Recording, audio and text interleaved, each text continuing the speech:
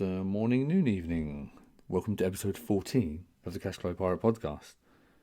Now, this is where I put in a very smart tagline that says, this is the podcast to help you. I don't have one. So if you've got any ideas, let me know. So this is just a podcast where I talk about all the ways I'm trying to make money. And hopefully they can help you out in some strange way. And if it doesn't help you out, then this is just me talking into a microphone, which is fine by me because it's helping me keep track of what the hell I am doing. So this episode, we're going to be talking about, briefly, my holiday and what it taught me. It is related to business, I promise. Virtual assistants. What's the deal with virtual assistants? So I'm going to go into that a little bit there for you. And I'm also going to tell you about another little secret website I've created. But it is all linked to the VA type thing. So I'm going to go over that. And I'm also going to try, and depends how the time goes, how much waffle I get through. I'm going to revisit FBA, Amazon FBA, Fulfillment by Amazon. And maybe some Amazon merch just chucked in there for the exciting end there. But it does depend how long it goes. If it goes too long, I'll just cut this and split it into 2 episodes for you. So let's start. The holiday. So I've been away for 3 weeks. We drove to Latvia and then back again. Just a family trip. Very nice. But being off for 3 weeks kind of confirmed to me that the dread of actually coming back to work on the Monday and having a fixed time scale. I have to go and see people because they told me I have to go and see them. I have to fill in a timesheet. All the work rubbish that no one likes doing. I really, really don't like doing it anymore. So I definitely want to leave having a job behind and just work for myself and have my own timetable to work on and my own calendar. Because another thing that I've found out that I really don't like is people inserting themselves into my calendar, into my schedule. I don't like that. So I want to make my own schedule and control it. So that is just adding to the need to work for myself. That's the holiday bit covered. So let's move on to the virtual assistants. Now, I've never used a virtual assistant. I've never really thought, I've no interest in using one really. But I've been listening to quite a few podcasts and they do tend to mention using them quite a lot. And they seem to be used, if you don't know what they are, then it's just, I'll refer to it as a VA as everybody does. So now you know.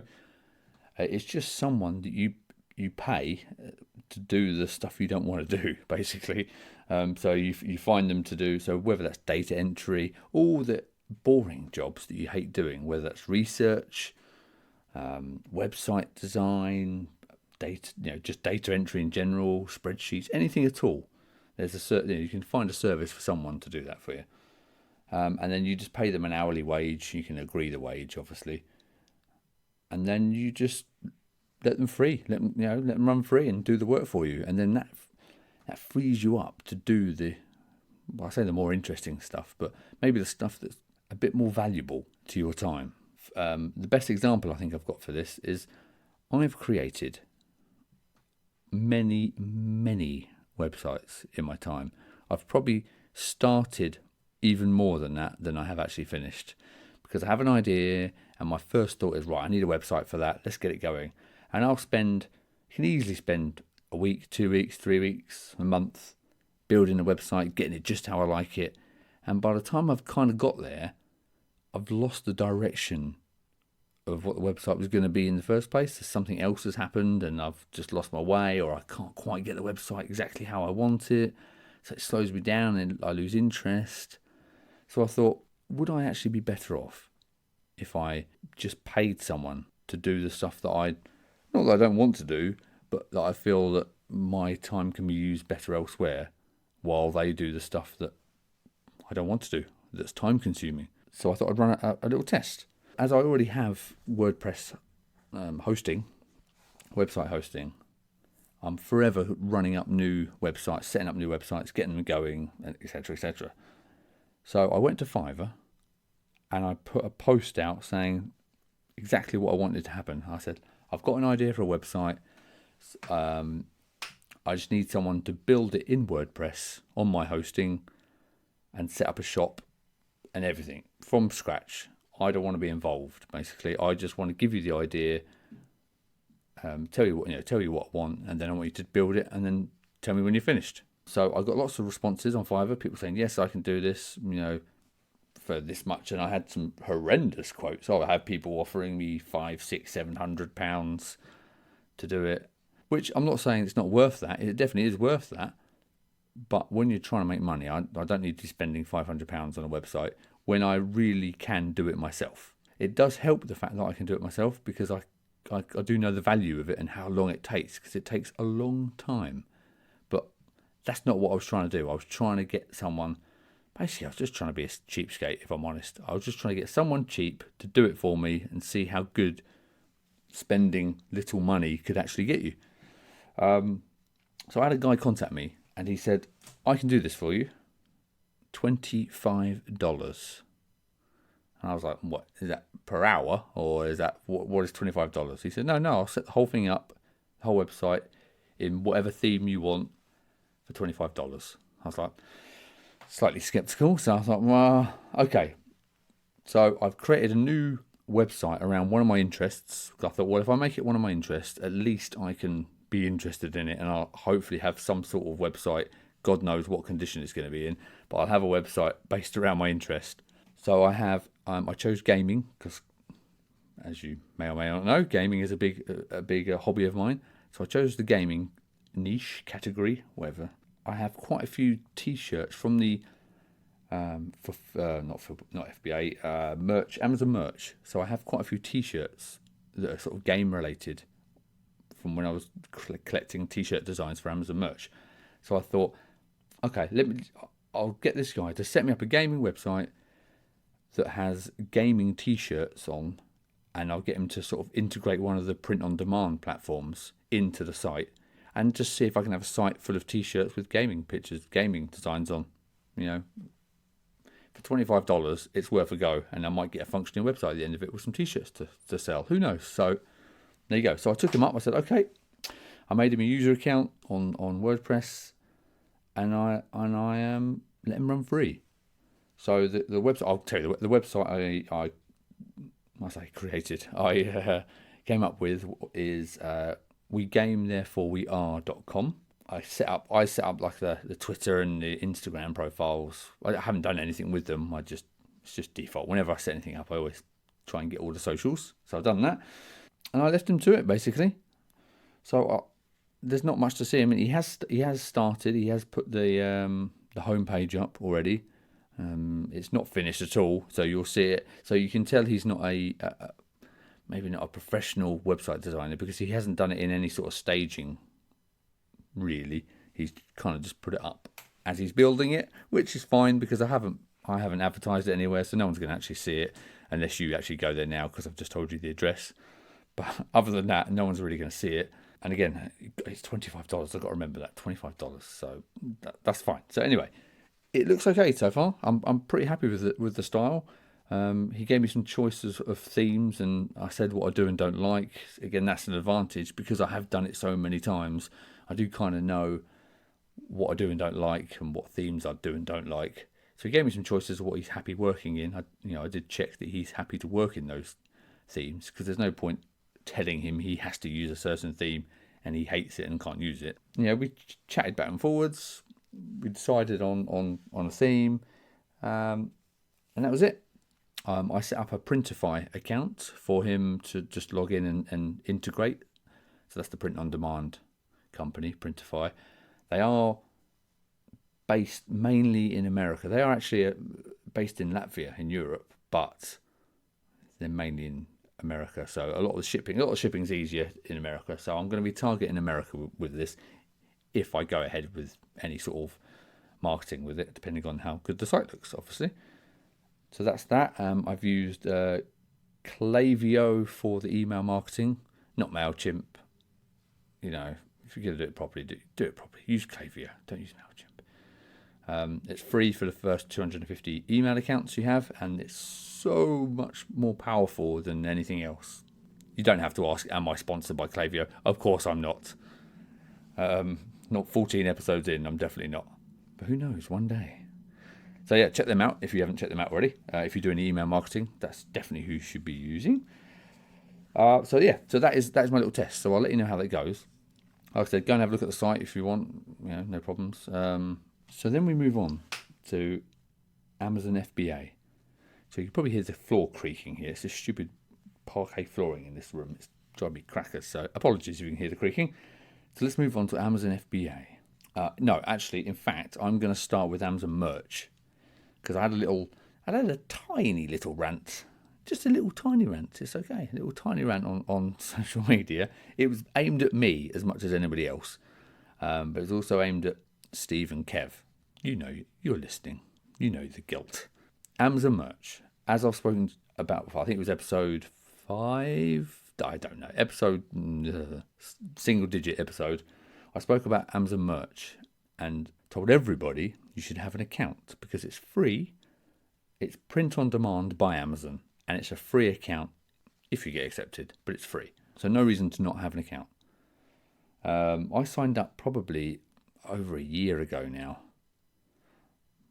Yeah, and so did Kev and Steve, the famous Kev and Steve. They both signed up. But between this, we've sold a few shirts. We've sold a few. I think I've sold 7 ever.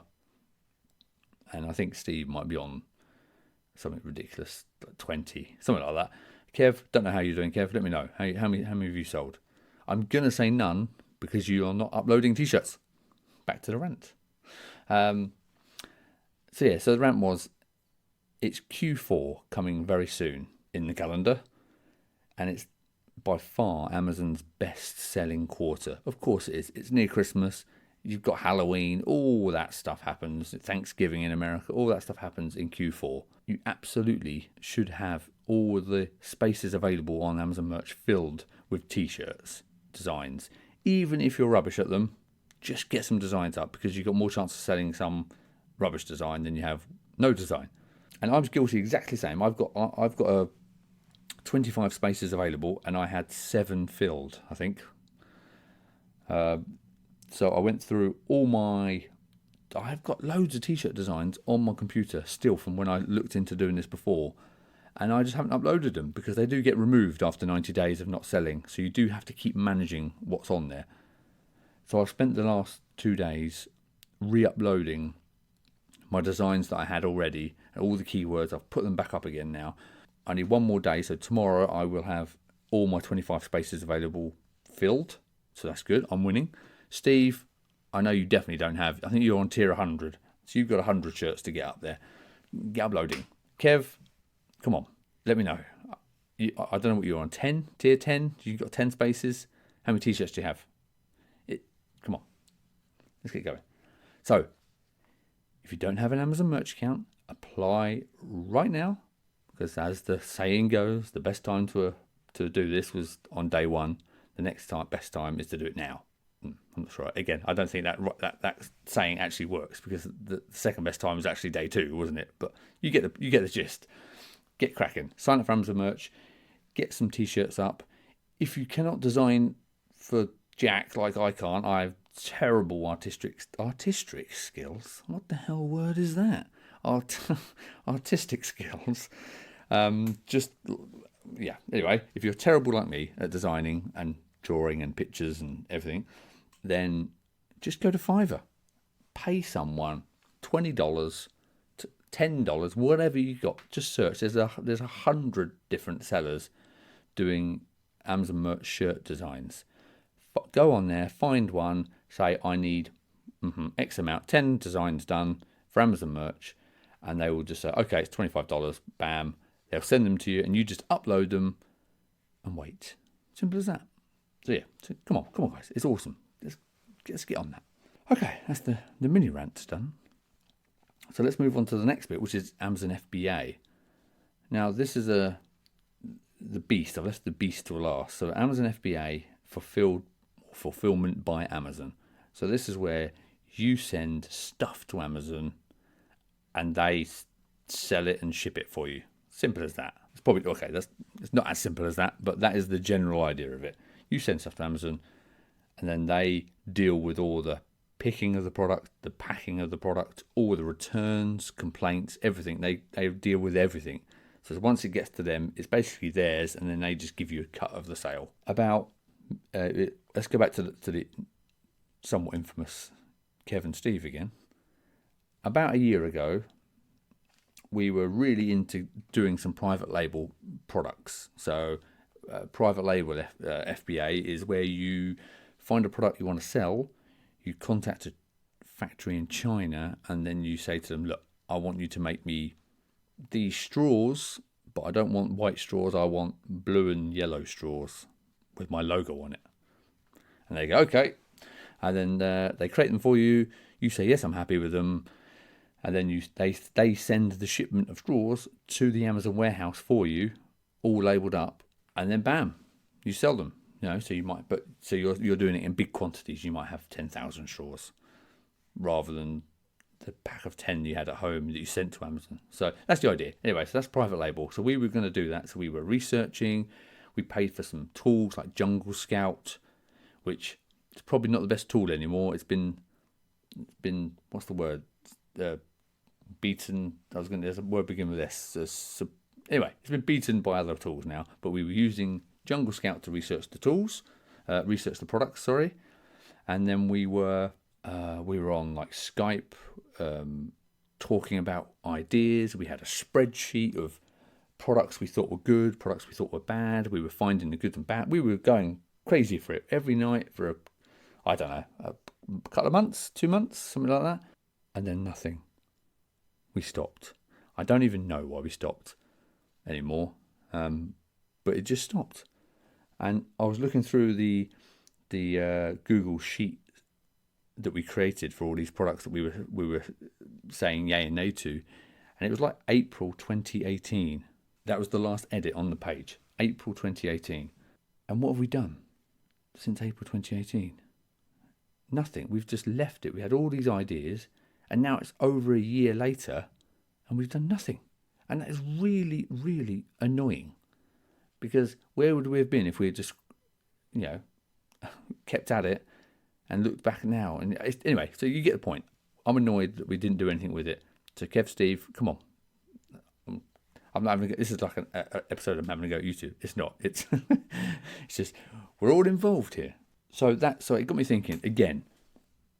Why did we stop? Were we struggling? Was it our knowledge? Was it our funding? Something stopped us. To be honest, I'm going for the fact that we were probably not confident enough in the products we were looking at, and we weren't confident enough on the way to go forward and push forward and what the next step is. We're kind of all sort of waiting for each other to sort of say, yeah, this is what we do next, and then but none of us kind of really went for it. So bearing this in mind, my next thought or idea was, can you get a VA to do some of this work for you? Some of the stuff we were struggling with on FBA is that, can we just pay someone to do this? Because we've all got young families, as our three of us. So is the problem that we've got is time? Well, for me, I'm time deficient. That is my problem. I've got a full-time job, so what I don't have is time. So maybe it's better to just, obviously it depends what situation you're in, if you can do this, but maybe we're better off just paying someone to do this. So what did I do? That was a pause for effect. What did I do? I went to Fiverr again, and I looked at trying to find an actual VA. Because the first guy, obviously, I was just paying him a fee to do one job, which is fine. But what does it look like to actually get not a full-time VA, but a regular VA to do tasks for you? And I thought, well, Amazon FBA is like a long-term project. You can't just quickly do that and then go, there you go, hand it over.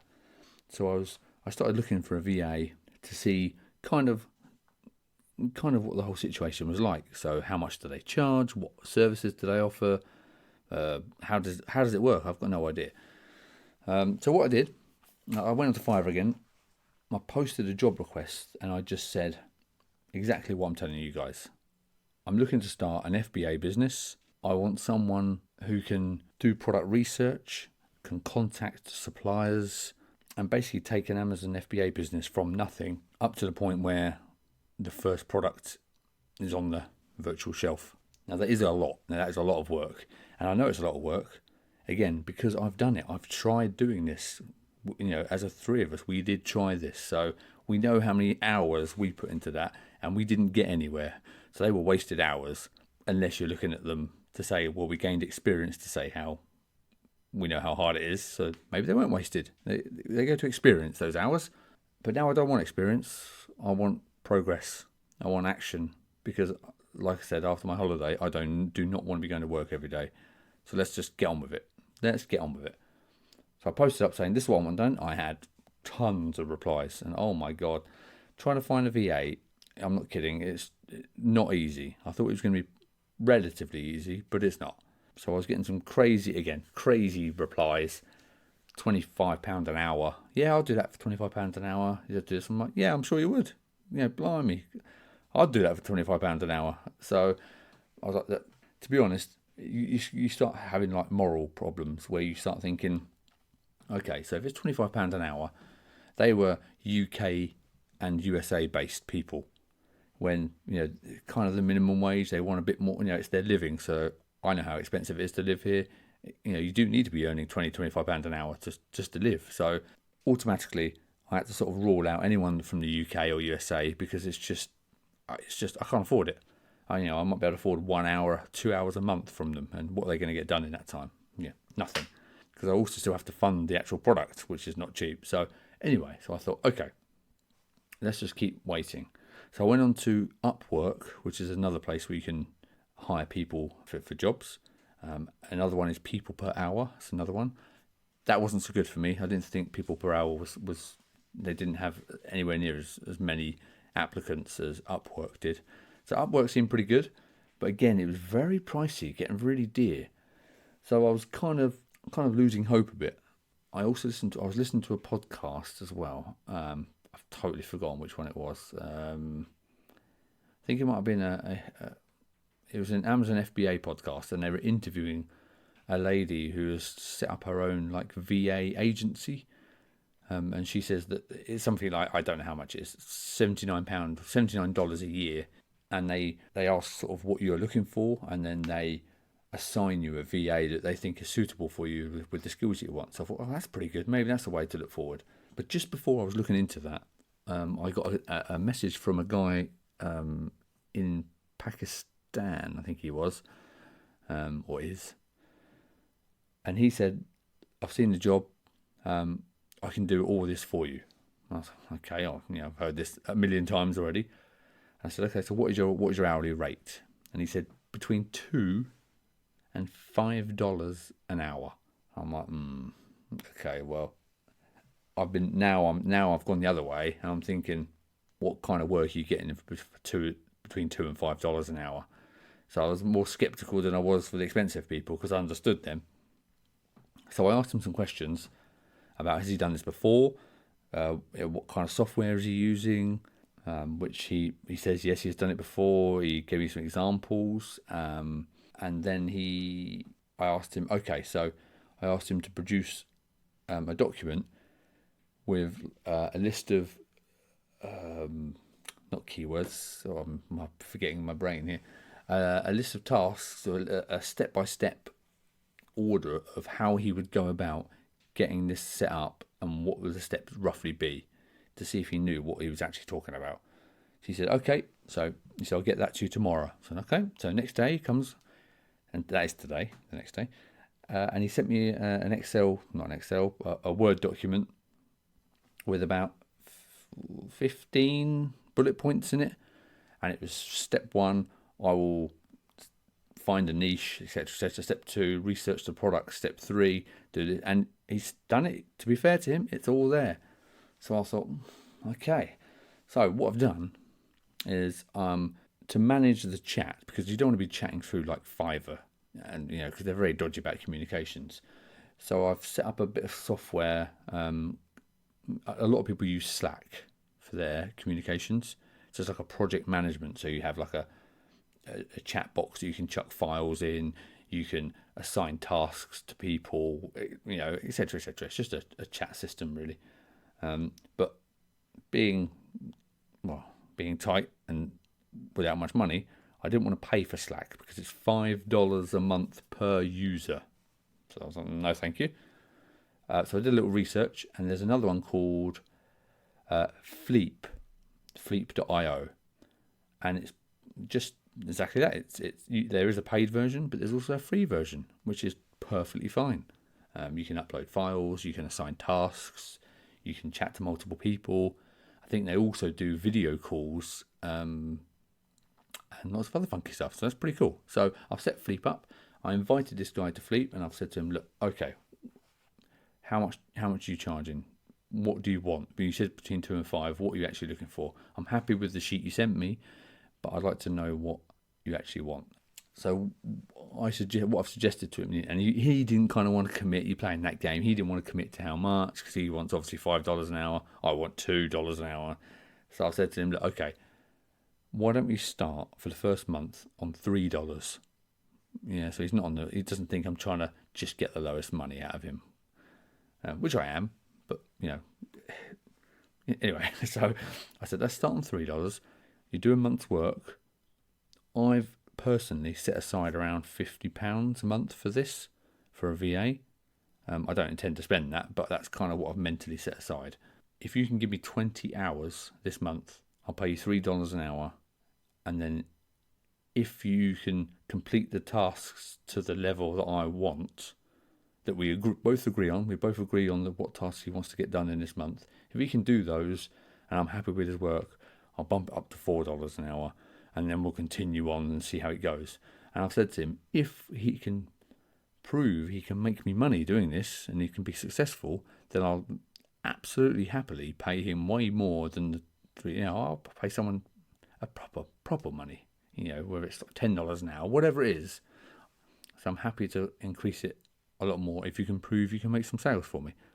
So that is where we're at right now. Tomorrow he will start work on the list of what he thinks he can get done, and I will okay it, and we'll put the task list, their little tick boxes, we'll put those into the chat, and I'll assign the jobs to him, and then once he's done them, he just ticks them. And then I get a notification on my phone and desktop to say, he has completed this task. Bam. The other thing I do need to look at is time tracking, because obviously he can say, oh yeah, I've done 20 hours, and he's actually done 2, which is obviously a problem. But there is software for that. Again, I'm cheap. There's one called HubStart, I think, but again, it's another paid for service. And by the time you sign up for all these paid for services to track stuff and do stuff, you're going to have no money left. So I'm like, no, not having that. So there's another one called Clockify, and it's a free budget. It's a free time tracking piece of software. You can also have like timesheets, invoices, pretty cool, lots of stuff.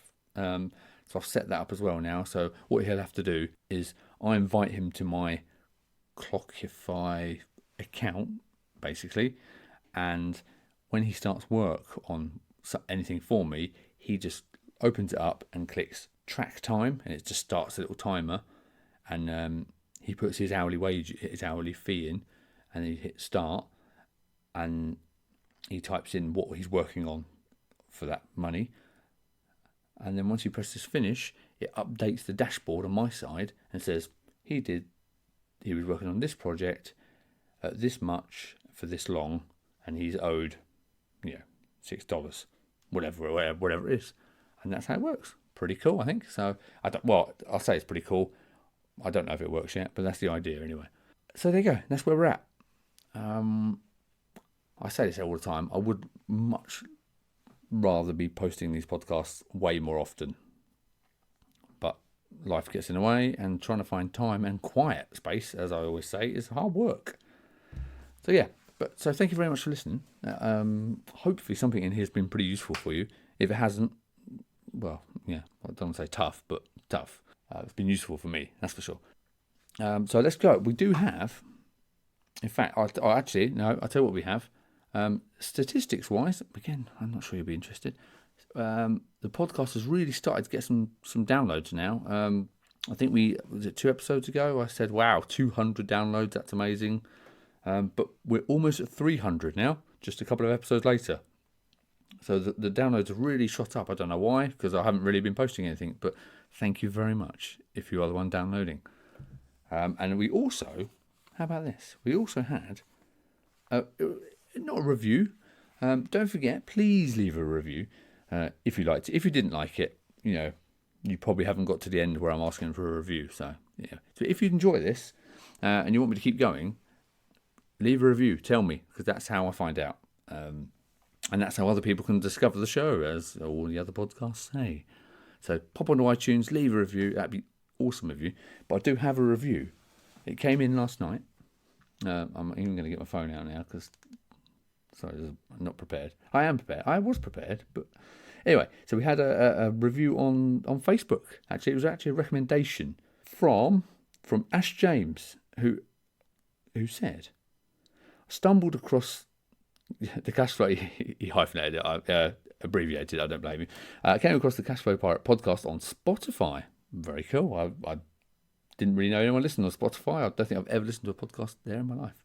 But anyway, stumbled across the Cashflow Pirate podcast on Spotify. I'm hooked. Clever man. Very much enjoying the relatability and down-to-earth approach. Wishing Mr. Cashflow all the best, and we'll be listening along. So that is really awesome of you. I really appreciate it. And I appreciate all the reviews. And like I said, I'll always read them out. So thank you so much. Now, as to the down-to-earth approach, it's not down to earth. It's just I don't know what the hell I'm doing. So if that's down to earth, then great. But I'm just winging this. I don't know what I'm doing. Podcasting is new to me. Doing all this business stuff is new to me. You're just getting everything as I'm experiencing it myself. If you enjoy that, then that's awesome. And again, please, everybody, get in touch. Join the Facebook group. Where are you guys? Come on. Where are you? Join the Facebook group. Like the page. I'm Cashflow Pirate everywhere. Twitter, Instagram. There is a YouTube. Not much on it, but I do plan to add some YouTube content. I may do some. What I might do is Amazon FBA YouTubing. So I might, because I want to send some stuff to Amazon. So I might record myself doing that so you can see how the hell it works. And I can't tell you how it works because I have no idea how you actually send stuff to Amazon.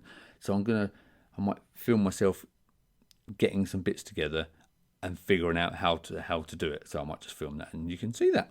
So lucky you. So that is everything for this week. I say this week for this episode because it might not be a week next time. Thank you so much for listening.